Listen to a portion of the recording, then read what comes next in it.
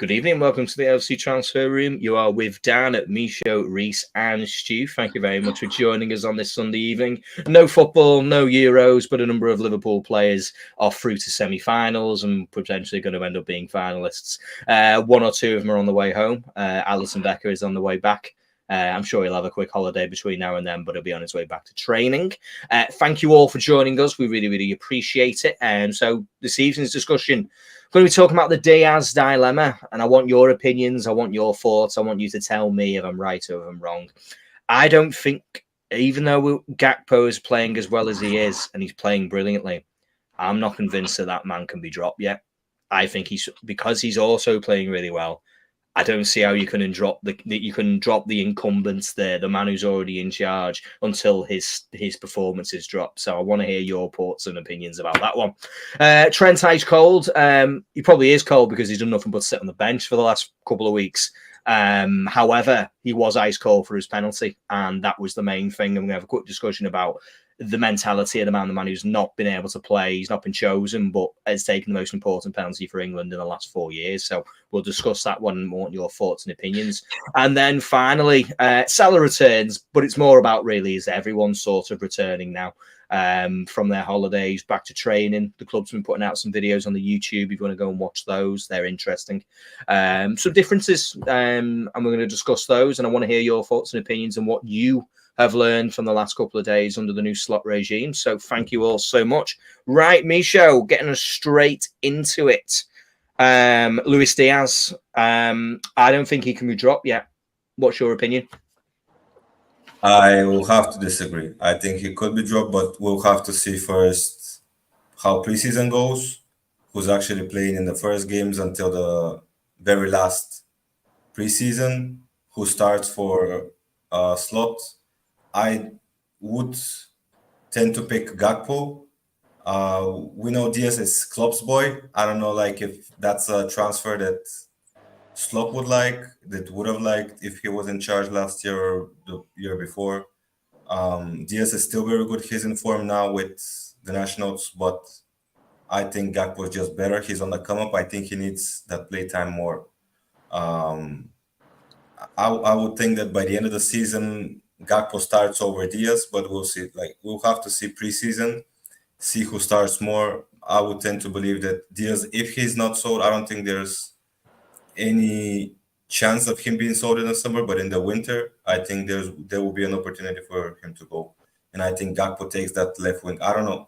Slot said in the first press conference he doesn't know. I mean, he knows where he's gonna play Nunes and Gakpo and Trent as well. But he's not sharing that with anyone. So if he knows where he's gonna play Gakpo, then he knows. We'll know in preseason first. Yeah, I'm really looking forward to preseason. I'm looking forward to seeing how we line up, how we build up, how we play, and also where our personnel are going to fit in. Right, Reese, I'll throw the question to you. Luis Diaz, Cody Gakpo. Where are you seeing on this one? Because I can't see as a reason as to why Luis Diaz he's done nothing wrong to be taken out of the team. So where do we fit him in? Because he's got to play, surely. I think, like I said, I'm more leaning towards Gakpo, but I think obviously it depends on how both of them do in pre-season and how they settle into Slot's tactics and what he's asking and what he wants from them. Obviously, both players are very good players. Obviously, Diaz is the one kind of in the prime seat right now because he was the number one last season. But I think Diaz, the thing with Diaz, he needs to improve the end product. Whereas I think from what you can see from Gakpo, if he plays on that left side, you're definitely going to get goals because he looks extremely comfortable. But as part of having a squad, and I do, like I said, we may let Diaz go, we may not. But for me, it's good to have both of them. But obviously, I'm leaning more towards Gakpo. Yeah, I think it's a good point. I mean, Gakpo has been playing brilliantly this Euros. He's been fantastic, and he's looked a different man. The man who played at Liverpool last season. I think many of us need to remember he was probably our 6th choice striker at one point under his form. He played really, really poorly.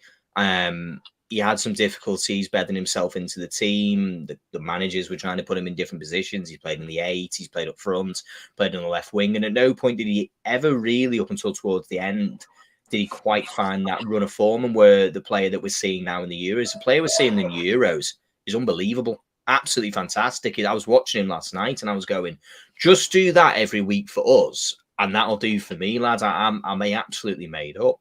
So, Stu, question to yourself. When Anthony Gordon signs, which one of them's leaving? It's a fair shout.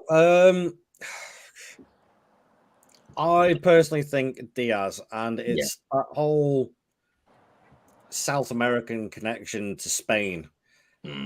I can honestly see Diaz ended up in Spain this summer or next summer, definitely, without a doubt. I do think if he does stay this summer, then it is going to be a right old tussle between him and Gakpo. I think it would be a straight 50-50 split, depending on injuries and stuff like that. Both players in extremely good form and have been from the end of the season.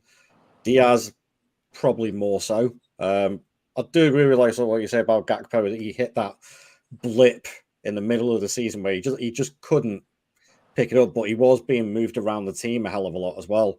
But he was terrible, wasn't he? Yeah, it was terrible. You know, I remember when we played Sparta Prague and we beat them 6-1 in the Europa League, and he came on and scored those 2 goals.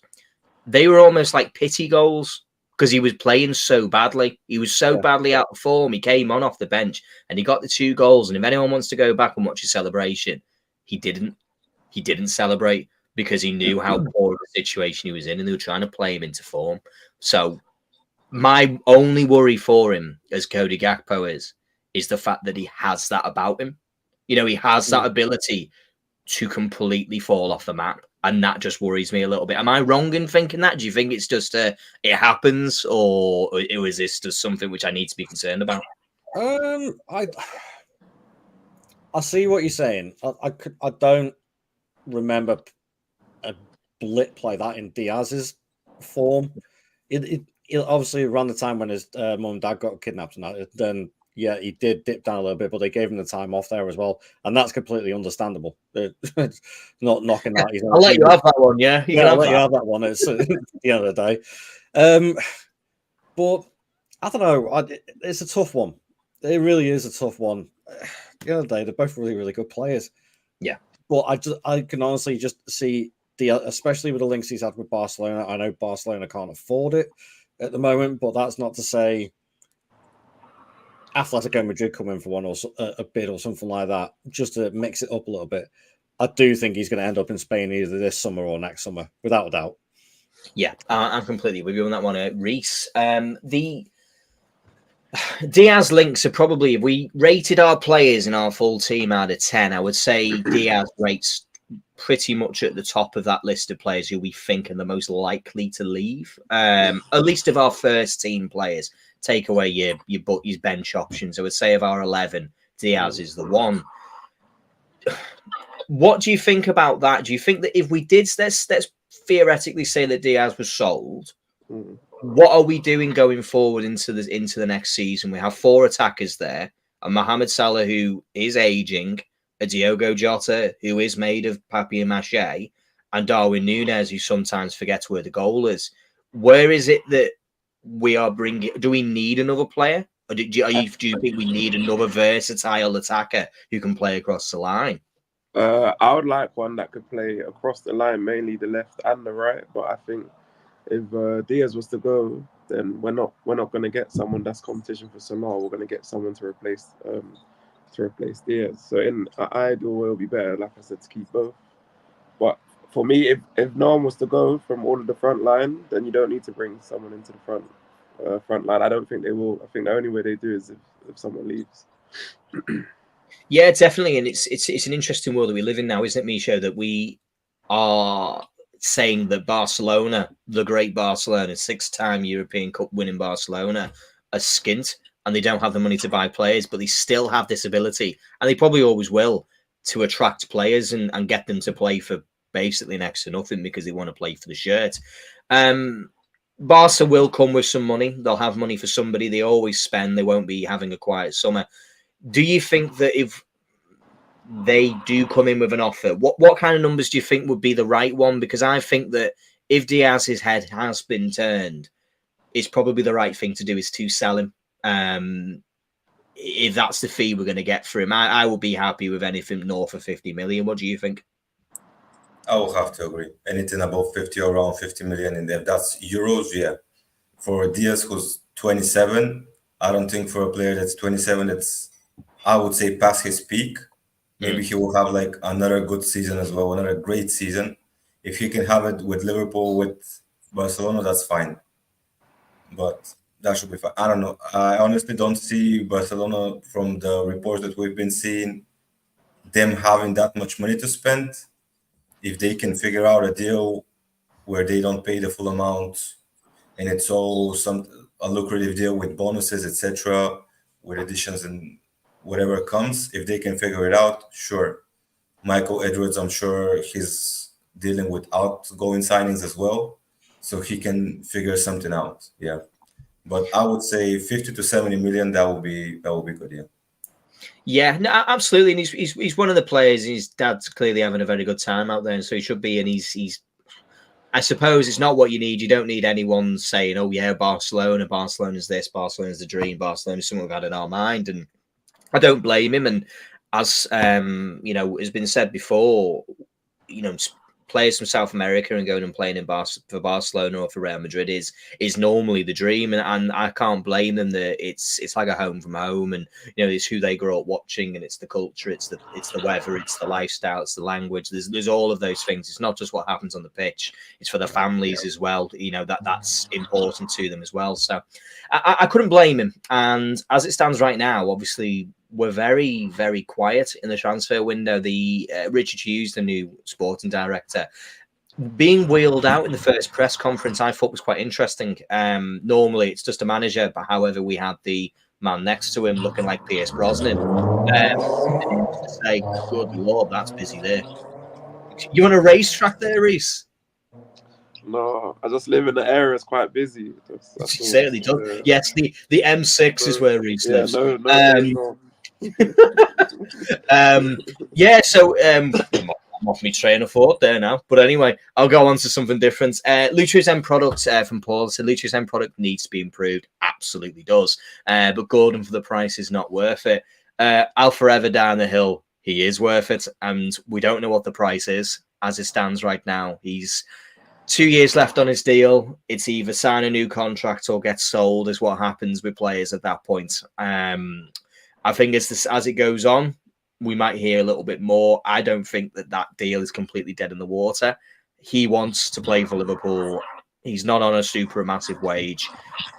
His contract is up for renewal at 2 years, and the pressure could be applied that if you don't sell now, next season you're selling for an awful lot less with 1 year left on the deal. So there could be something there. Not saying there is, but if something happens with Diaz, I'm almost convinced that would be the player that we would go for, because he can play across the line. He can play as a 10. He can play up front. He can play on the right, and he can also play on the left. So there's potential those situations happen, but we'll have to wait and see.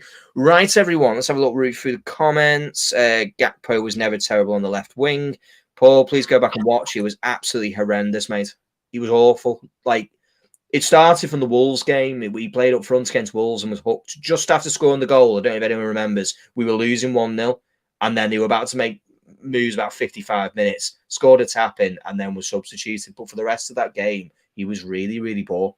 He's not been playing. He didn't play well. His best football came towards the end of the season when he moved out to the left-hand side. He just had the birth of his child, and he played much better.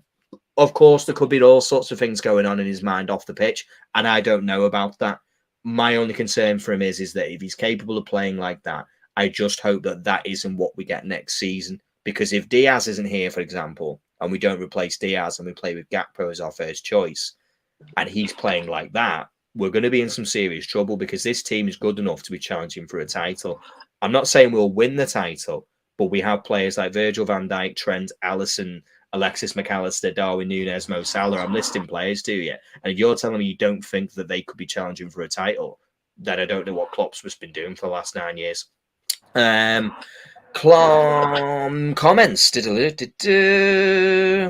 Gakpo's back names were 9 and number 9. No, they were. He was bad all over. Who's the better purchase? Is a good question. A bit of a change before we move on to Trent. Cole Halvax. Sorry. Who's a better purchase long term? Williams from Bilbao or Gordon? Misho, tell me who is the better purchase and why it's Anthony Gordon. No, it's not. Come on. It's not Anthony Gordon. It's not Anthony Gordon. Get out. British players, I will have to say they're always overrated. English players, at least. They get too much media attention. I think that gives them a bad rep, to be honest. Like, not a bad rep, but it does them no good when they are so much in the media and their PR is so much. Williams, you don't hear from him that much because he plays in Spain. Unless you're watching the Spanish league, you don't hear from him that much, but he's class. We've seen it on especially this Euros. I think that's his breakout tournament.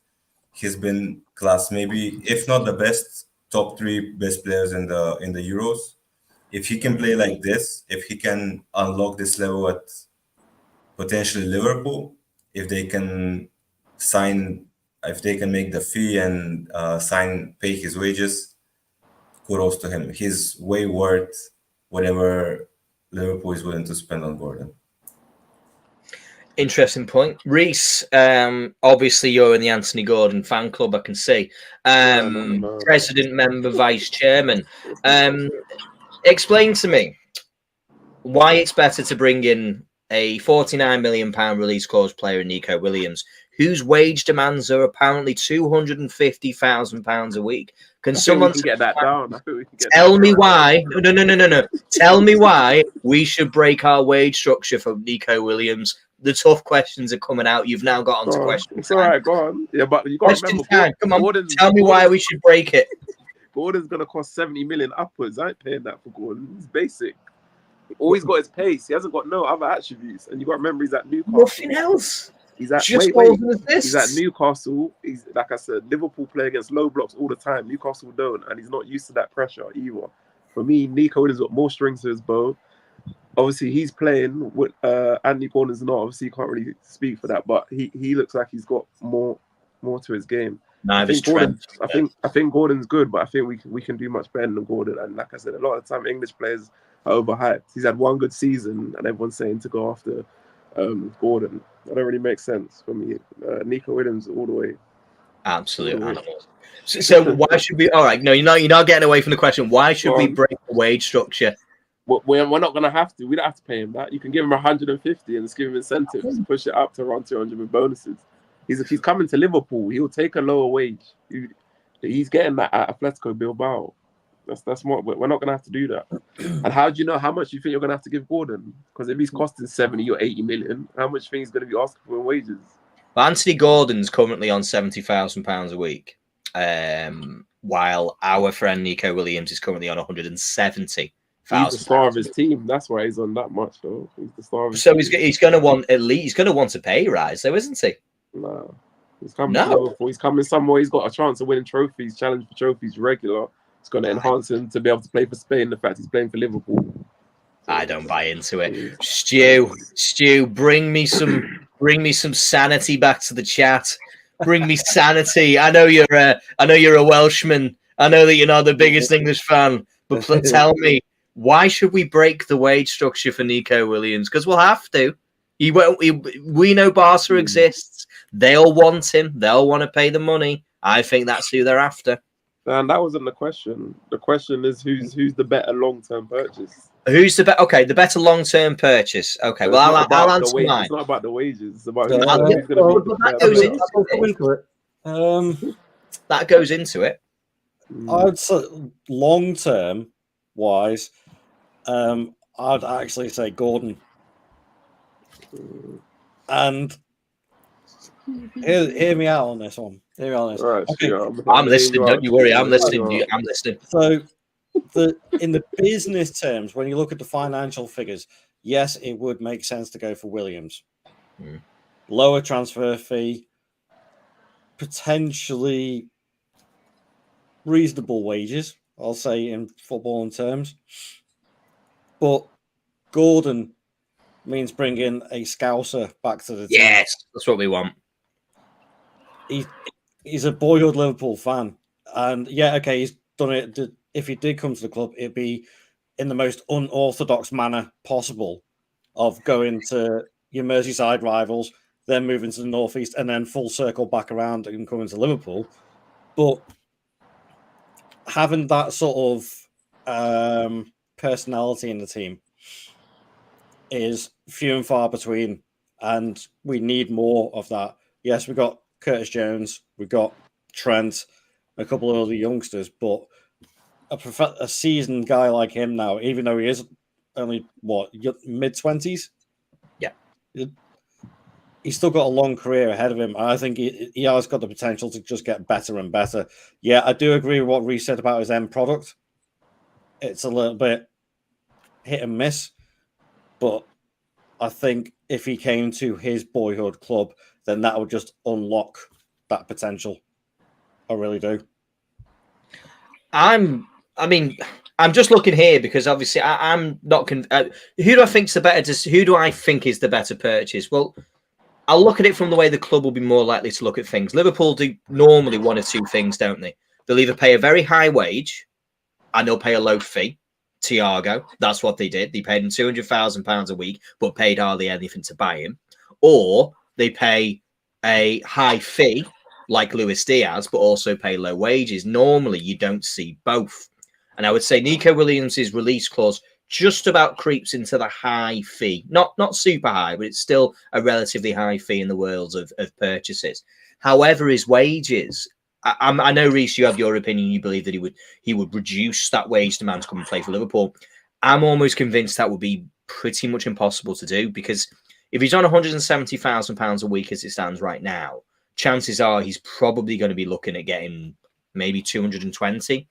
Now, I wouldn't say I'd be completely wild in predicting that could be what his demands are. He brought them down a little bit, but that's Virgil van Dijk money. That's where Virgil van Dijk's being paid. And if we start paying someone like Nico Williams, he is a very, very good player. He is. I'm not saying he isn't.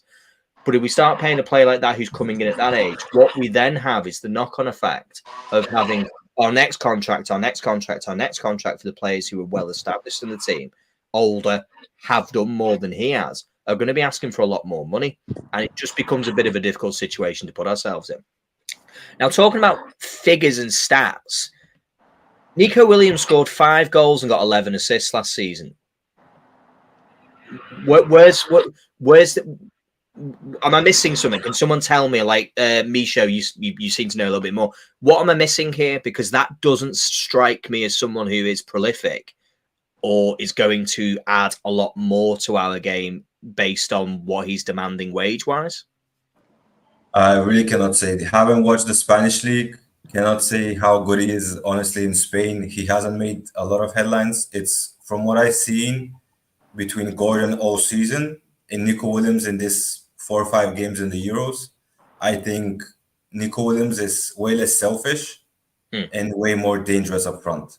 He's just dangerous. Every time he reads the game very well, he sits on the line, he weighs that pass, then he sees a pass really well. Then again, he's younger. What my arguments will be for Williams over Gordon is that Gordon, I think, okay, you buy him, you spend 70 mil, whatever it is, but he reaches his peak in Liverpool. Then if that's in 5, 6, 7 years, whatever it is, then you cannot tell him. He ends his career in Liverpool or he gets sold to a smaller club when he's like close to his 30s for a lower fee. Nico Williams, I think, can have a little bit of the Luis Suarez situation where he's gonna be just at his peak at Liverpool and could be sold to Barca if they have the money, or even Real Madrid for 100 mil in, let's say, 3 years. In these 3 years, what if he's a central figure in Liverpool, winning title after title, let's say Premier League, even a treble, a quadruple in one? It could happen. He could be that player that brings it all together. He's played his part, 4 years gone, then he's off to Barca or Real Madrid for 100 mil. Why not? Yep, it's possible. It is possible. I'm not convinced, to be honest. I don't think that those numbers are stacking up, to be totally honest. Especially for the wage demand. I don't see the club ever doing that. If that's what he is asking for, I can't see that being the case. I can't see us signing a player who is asking for that much money so early on in his career. And the numbers don't, for me at the moment, back it up. He's not a goal scorer. His assists are very good, but he's not. 5 goals is less than Luis Diaz, and we're all complaining about his end product. So, yeah, we'll leave it to that one. People will have those opinions. Right then, Dan, who do you think was the best player in the Euro so far? Who do I think is the best player in the Euro so far? Oh God, Musiala's up there. I'll put him up there. he is. He has been playing absolutely Wirtz quality, hasn't he? Wirtz has done quite well as well. But there's a few Yeah, he players. did. I think that the difficulty is, I don't know what you guys think, and I'll probably pass it around the room. Is this the worst tournament you've watched for quality of football for a long time? Or am I getting off? In terms of some of the teams, some of the big teams have underperformed 100%. It's just been boring. Like, the football's been boring. Like, it's not entertaining. Like, I get up, and obviously I'm a Liverpool fan, and I'm not an England fan so much. I will watch England, but I'm not going to get excited when we score or when we win, because I don't really care, to be honest. It's more a case of I watch out of sort of duty and because of the players that we have in there. And so far, there's just no excitement. You remember some of the tournaments of the past, and there's wonder goals, and there's fluid football, and there's excitement, and there's atmosphere, and there's technical ability. Where now every game I seem to watch seems to be like a chess match. Like, it's all about trying to catch the other team out rather than trying to beat them. And it's, I don't know. I think Bielsa said it really well in his interview. If anyone else sees it, it's worth a watch. Football, if it carries on the way it's going, it's not becoming an entertainment sport anymore. It's becoming really boring. But yeah, I think Musiala was absolutely incredible. I think he was fantastic. That's a really good point. Yamal. Yeah, I mean, as well. Yeah, Lamar. He's going to be some player. Jesus. Yeah, it's just crazy. My worry he's is only 16. My worry is Barcelona and how they overplay their players. And I put it on. Look at Pedri. Yeah, but I've heard he's got some crazy release clause anyway. So, well, they do, don't they? They're in I Spain. think they need to cut those things out, man. You can't. I think there should be a limit to what a release clause is, because it's ridiculous. Well, in Spain, it's actually a legal requirement to every player have a release clause. Every player has to have one, and the reason they set it at €1 billion or whatever it is, that's crazy, is to basically say he ain't for sale. But yeah, no, it is. He's just an incredible player. My only concern is the way that Barca is. If you look at Pedri, and you look at Yamal, and then you look at the young lad, Gavi, unbelievable player. But look at the injuries. These young lads shouldn't be playing this much football at such a high level so early in their careers. And the injuries are really severe. I mean, Gavi had an ACL at that age is shocking.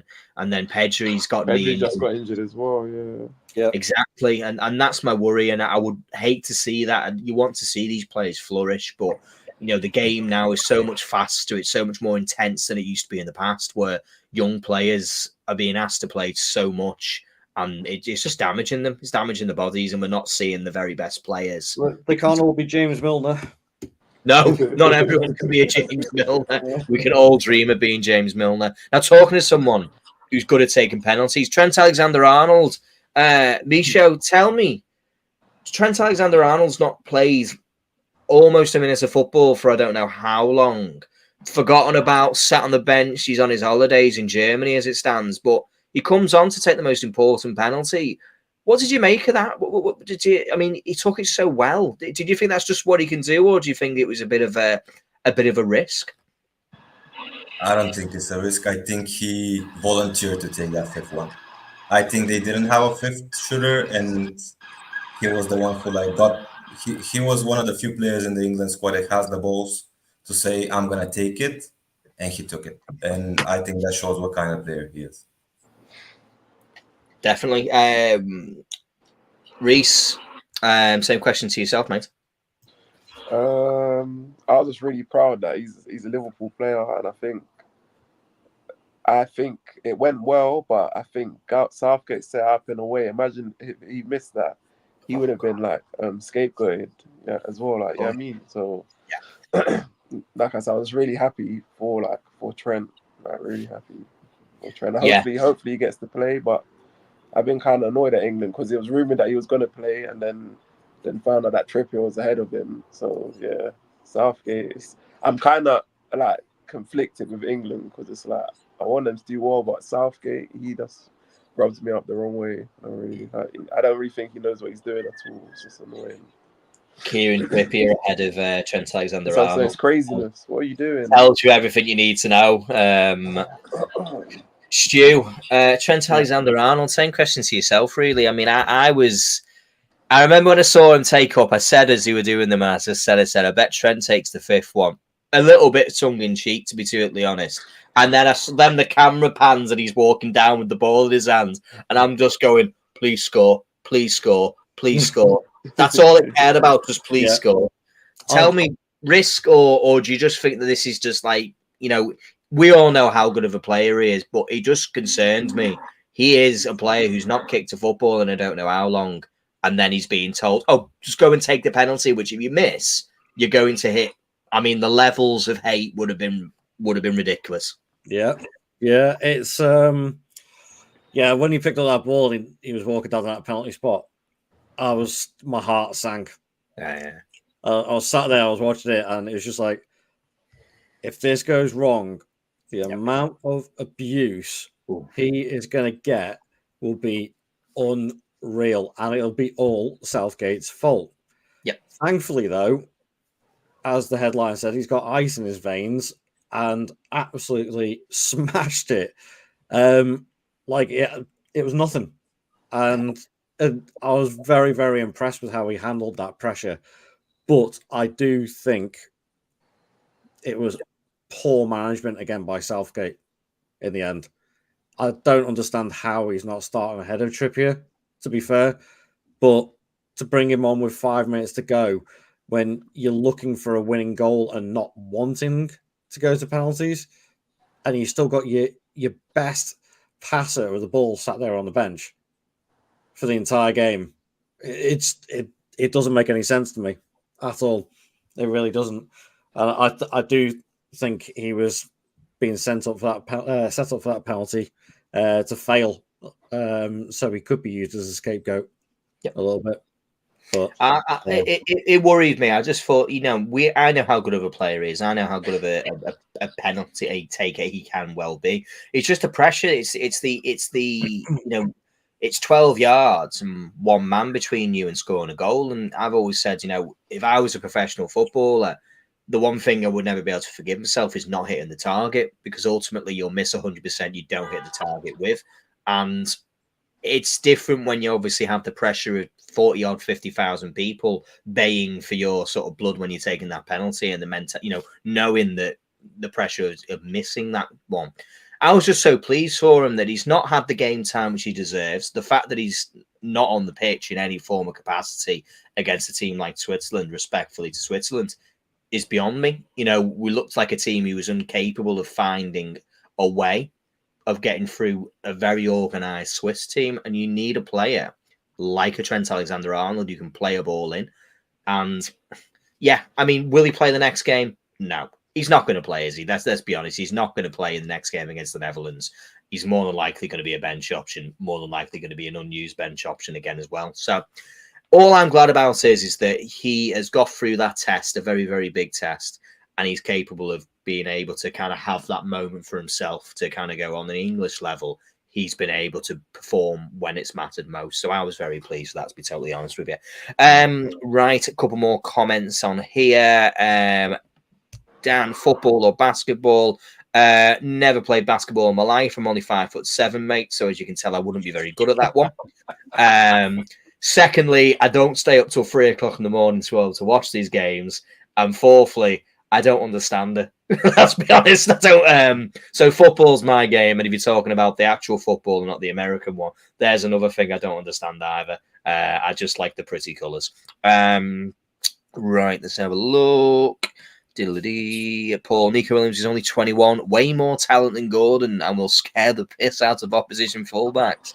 Well, that is Let's see. Strongly agree with Paul there. Strongly agree. Strong Excellent. agree from Reese. Couldn't have said it better myself. There we are.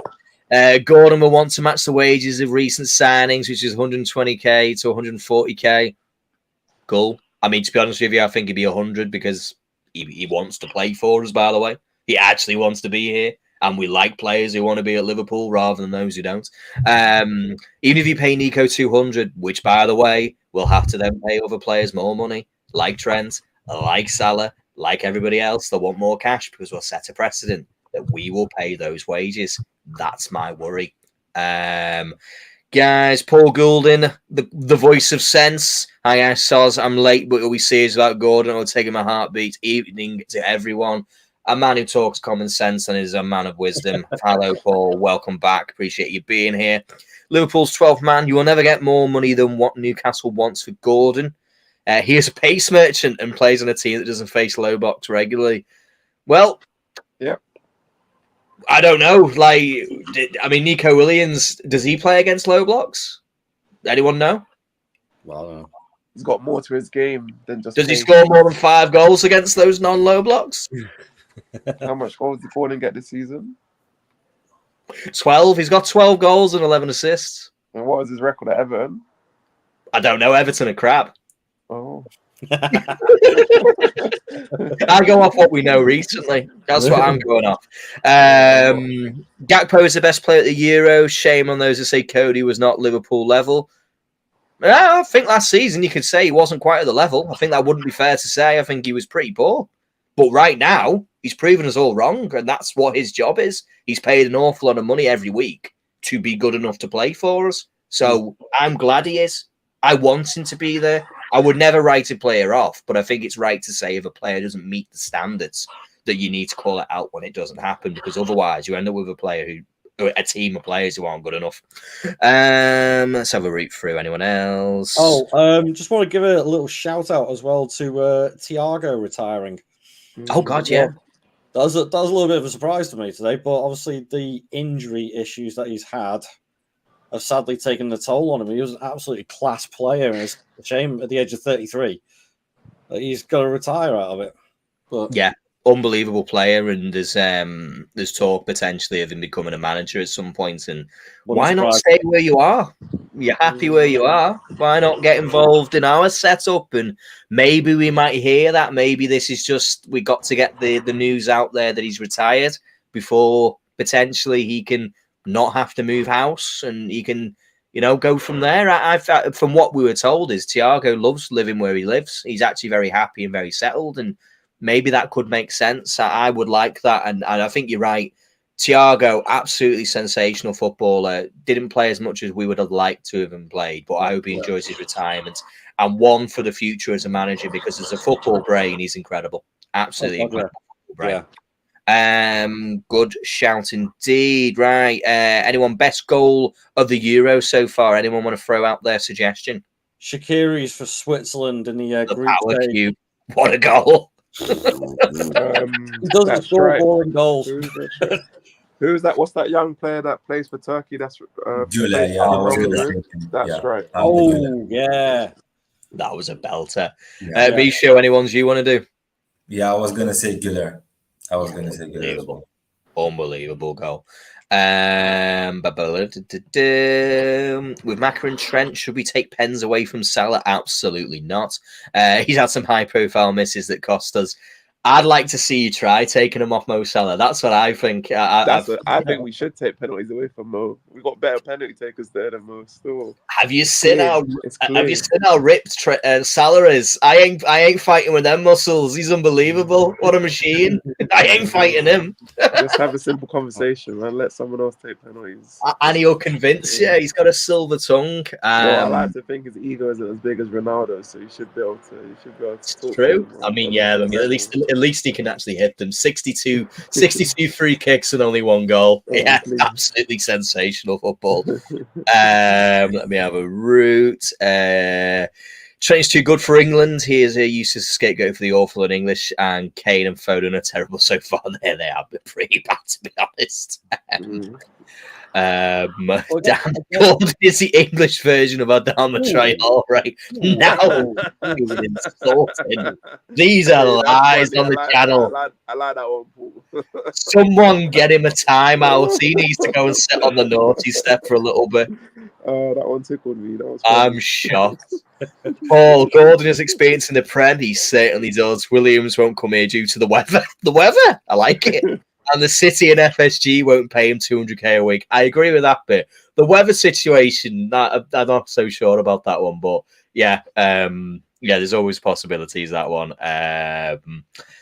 Thiago's such a class player. Good luck for the future. Absolutely. And the guy from Turkey, Arda Güler, I believe is the one. But there are other Turkish players available. Right. Let's have a route. So Salah returns, gentlemen. I don't know any of you at home watching on your phone or whatever have seen the new footage coming out from the club. We're going to be seeing some new things that are happening. The lactate test, the famous James Milner Trophy Award, Achievement Award, or every season that he would win, has been replaced by the 6-minute run record, which is basically the same principle. But it's nice to see there's a few differences and there's a few changes, and I think that's good for the players. You know, to come back into these pre-seasons after a break, after a long season last year, and maybe to come in and do some new things, and I think that could be really positive for them. Stu, have you caught up with any of the footage that's come out from the club on Twitter or YouTube or anyone like that? Have you seen anything?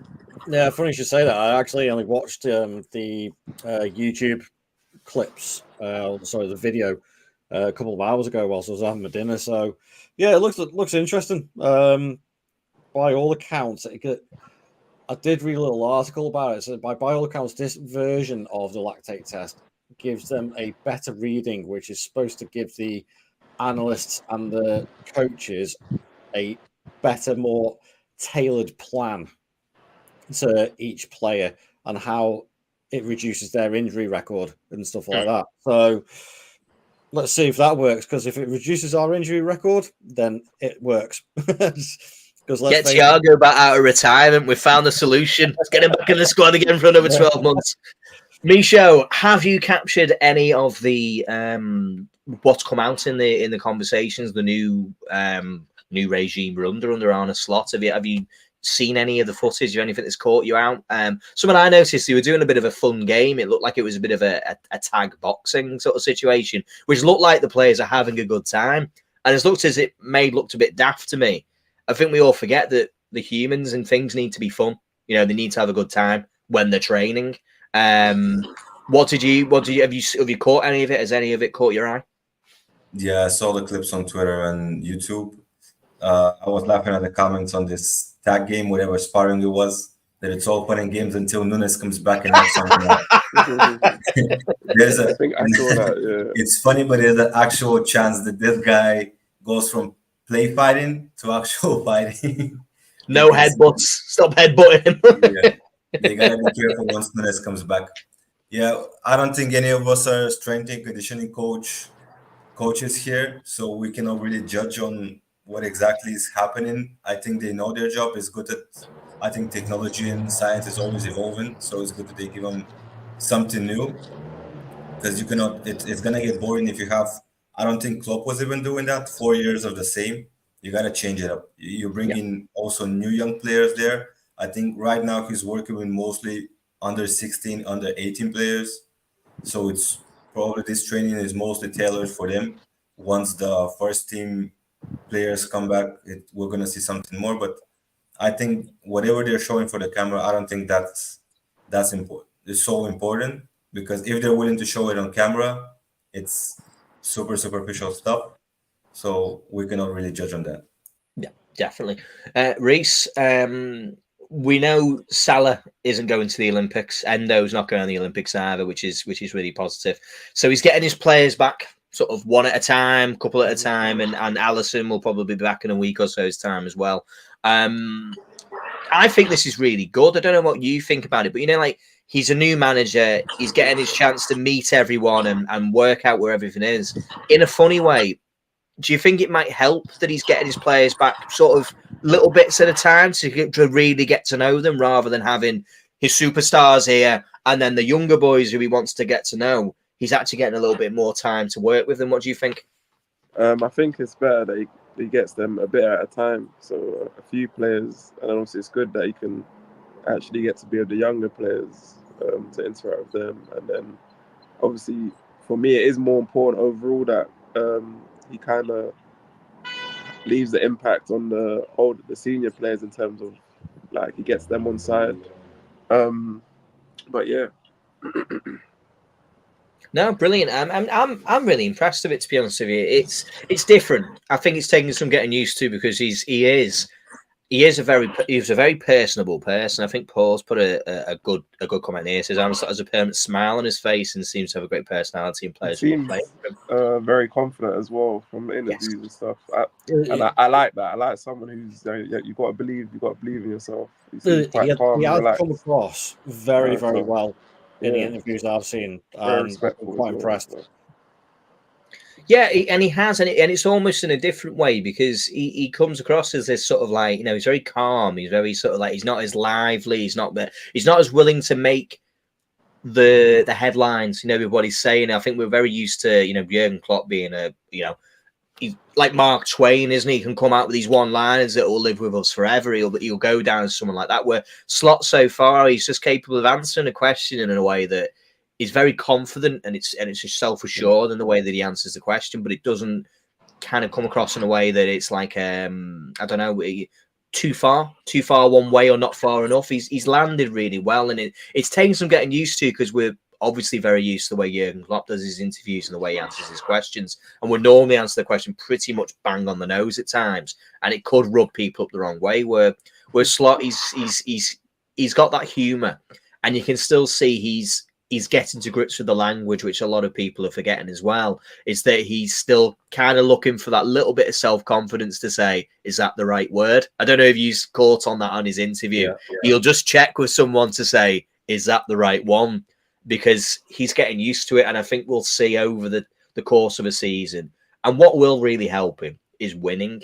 I know that sounds dead simple, but what needs to happen and what he'll want is to start the first couple of games and get 3 points on the board because nothing settles you down and nothing settles a fan base down. Get the ground running. Yeah, exactly. It's winning. And he is. And from what we're hearing from over at Feyenoord and stuff like that, is that he is a manager which the fans get around. But most importantly, the players seem to love him. They love the way that he deals with them. He seems to be a person who can, you know, be a personable person rather than being someone who can kind of rub players up the wrong way. So I think that's really, really helpful. So look, Paul, as a fellow Baldy, I appreciate how his head and flow seamlessly into his face. Yes, he has an incredible ability of having face, forehead, and head all in one place, and you don't know where one starts and the other one finishes. Marcos Umansky, why don't they sign anything? I'm assuming that's why we're not signing any players. If we watch the interview, and I suppose we'll just go over this last couple of 5-10 minutes. The interview wasn't telling us an awful lot with Richard Hughes when they had the press conference, but it's what he said. And I think it was Liverpool playing out a bit of setting out a marker table to say, we're very happy with the team that we have. However, we're not going to be sort of bullied or forced into making signings. We're not going to say we're desperate for X player or Y player, but we are interested. We were looking for opportunities. We're looking for the right players. And if the players who we think can improve us become available, then we'll move. I don't know about you boys, but do you not think in the past there's been a little bit of a history of us doing this anyway? I mean, Luis Diaz, we didn't do any of the legwork for Luis Diaz. That was Spurs. And then as soon as Spurs were ready to make an agreement, we just stepped in and went, yeah, we'll do that. And let somebody else do the work. And I think that that's what's going to happen. Misho, we've been quiet. What do you think the reasons are for us not being... We're only one of 5 Premier League teams, by the way, who haven't signed any players. What do you feel is the reason why that's the case? Number one reason has to be the Euros. I don't think players are ready to negotiate. I think they want to focus more on not only the Euros, but Copa America as well. They want to focus on their national team, their national duties. Some are pretty much in still early vacation, so they're not even ready to negotiate. I think what Denver was said in the the press conference that late July, maybe August, there would be some action. So I think that's normal. We know from previous years that we like to work on a down low, not in too much, not in too obvious, not until it's agreed.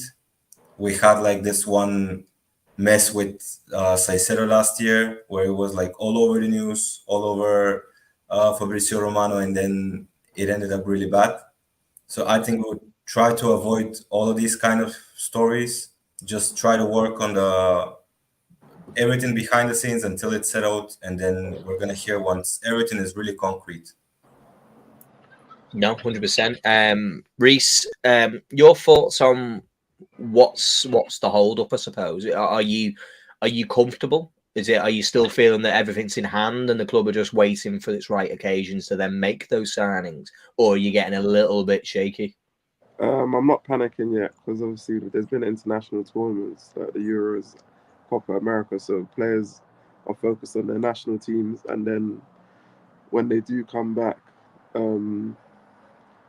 they're probably looking at holidays as well, a little break with family and things like that. And we got to remember when Edwards was with us and that actual team we do have, they like to move in silence. They like to operate in a way where you don't find that until it's actually done. And I don't want us, like I said, I don't want us just to rush in and buy someone and get someone because there's pressure or to be bullied into something.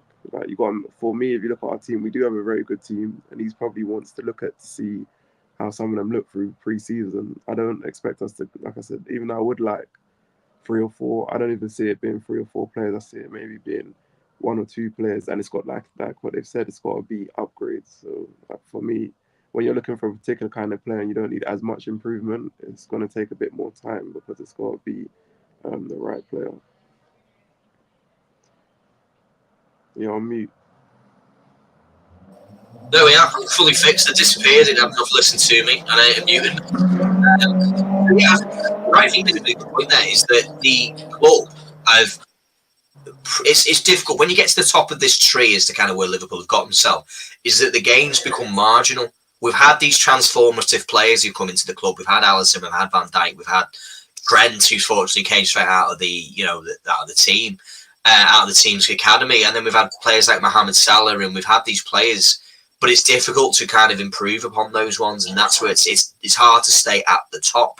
And when it comes to signings, we have this desperation that we've got to sign somebody, because a little bit like a lot of places, I don't know if you ever worked in a business, that they'll change things because you think, well, that means we're getting better. Well, sometimes you're not getting better, you're just changing things. And this ability that we could sign some players and you go, oh, brill, new player, a new face, and maybe he plays differently. However, there's a possibility that they just don't improve you. And at the moment, I don't feel that in some of our positions, like, for example, our favourite saying on this one, the number 6, the welcome to the number 6 channel, there's every possibility that there isn't a player right now on the balance of how much they cost to how much they're going to improve us are available right now.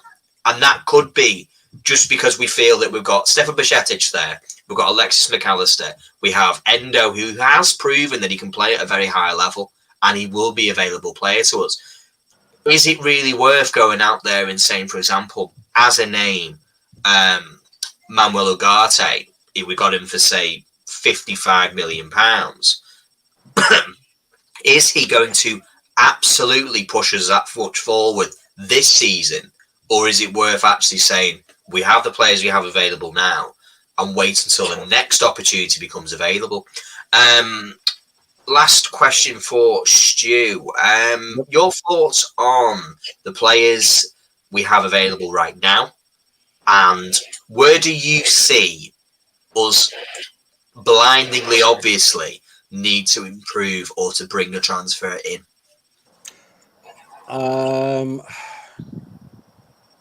It's a good question. The one, and it's only because I don't know too much about the youngsters that we have in that position, really, would be the left back spot. Yeah. I don't rate Simicast. I like his personality and the way he's adapted into the club. everything. I just don't rate him that highly. Yeah. And as I say, I think Robbo is starting to get to that wrong end of his like sort of career side of things. Plus, he's going to be knackered after 6-7 years of just constantly bombing up and down that wing on a gegenpress system.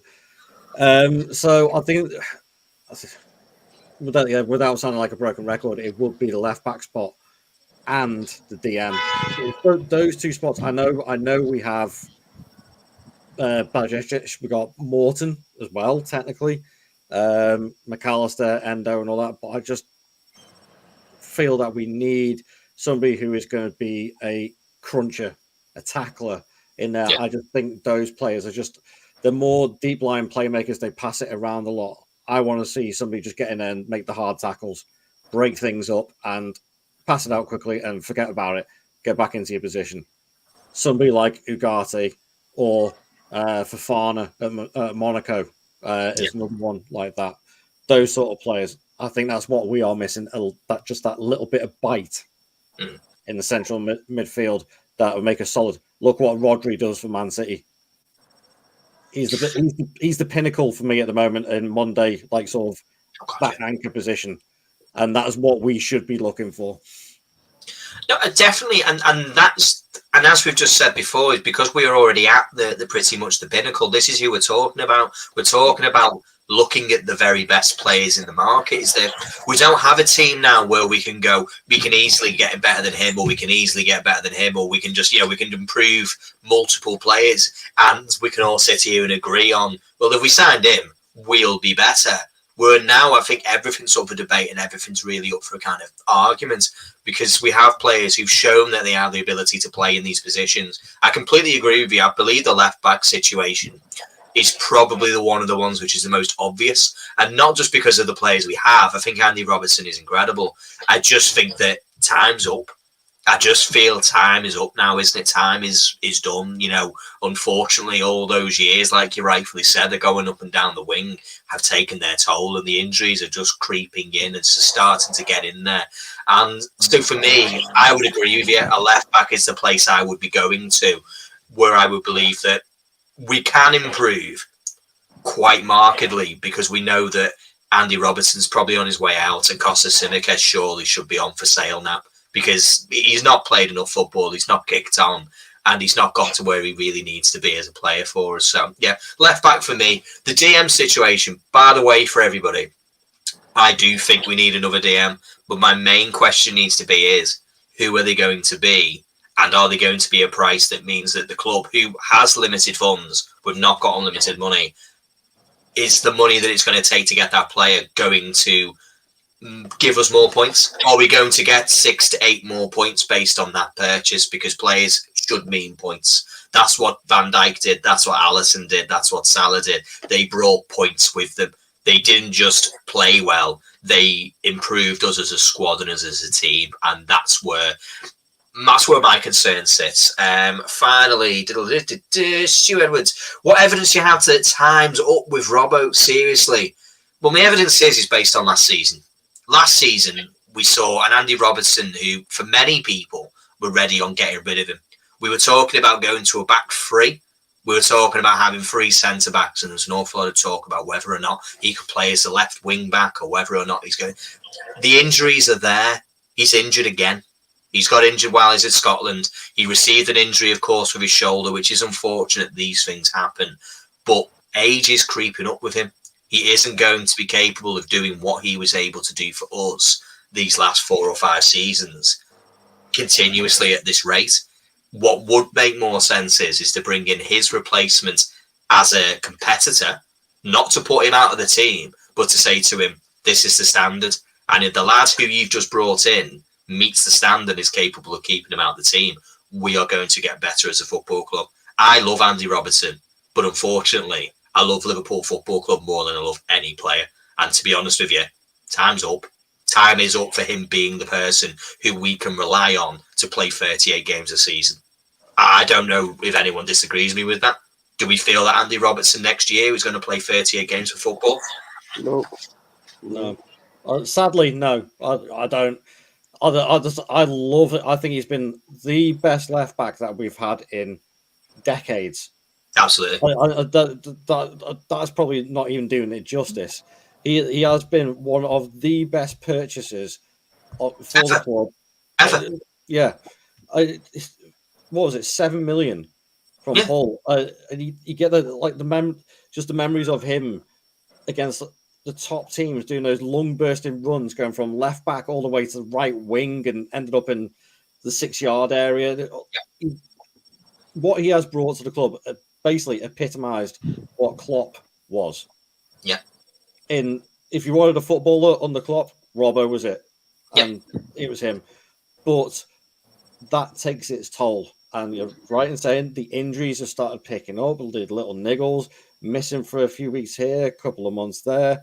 Yeah, okay, the collarbone one was a weird one. You can't really account for that. Yeah. But he is starting to slow down a little bit, and it's only natural at the end of the day. He's not going to last forever, so we do need to start thinking about who is going to replace him. It's definitely not going to be Tsimikas. No, he's not good enough. No, so we've got that is going to be the main position. Now, can Luke Chambers and Owen Beck stake a claim for it? I don't know. I don't know enough about them. They're both quite highly rated, but it can only be room for one. So which one takes that spot if we don't buy anybody? And that's right, and that's the question. I'm not saying it's time's up, but I believe time is up at the highest level. The time is up to be able to say that we can rely on this man to be able to play for the entirety of the season for us and be the man that we can rely on. Because ultimately, he, for me, is the one that we could go out there much more comfortably, find someone who can do what he can do. Left backs genuinely, in the past, aren't players who put the assist numbers up like Andy Robertson has. Andy Robertson's a freak when it comes to the kind of player that he is. Whether or not we can replace that, maybe not. I don't think we'll find another player who will be as good going forward. But what we do need is somebody who we can rely on. And unfortunately, I'm just looking at transfer market as it is now. 2023-2024 season, he missed 111 days, and that equated to 26 games of football in the 23-24 season. He is injured again, I believe. I believe he picked up an injury while he was with Scotland, but that's not been registered. If anyone can tell me what that is, that's potentially going to be there. It's there. I'm not saying that he's a terrible player. I don't want anyone thinking I'm going to come out that one, but it's just the truth. He's there. I would more than happily see Andy Robertson playing at the club for another 2 seasons. I'm just putting Stuart's last one, and I'm going to end. My point is 29-23 is not old at all. I'm glad you say that because I'm 33, so I like that. I agree that we need someone who's a better standing than Tsimikas to push him, but you can't him out too early at 29, in my opinion. My opinion is I believe that he should now become Kostas Tsimikas' role. I believe he should actually be the backup to the player we're bringing in. We've got to move forward. We've got to bring in the future of this club. And that's the way it's got to be. And Andy Robertson, I believe, still has a good couple of years left in him. But do I see him as being a 38-game a season player? Probably not. So that's where I'm at. That's one there. My heart will always say yes with Robbo, but unfortunately, your legs don't work like they used to before. And on that Ed Sheeran note for you, I will throw out thank you very much, everybody, for watching. I've had a lot of fun this evening. I hope to see you all again next week. So thank you to Micho, thank you to Stu, and thank you to Reese. And put a like on, put a comment on, subscribe if you've enjoyed your content. If you haven't liked it, put a comment in there and I'll read it. And we'll see you later on. Take care, everyone. Bye-bye. Right.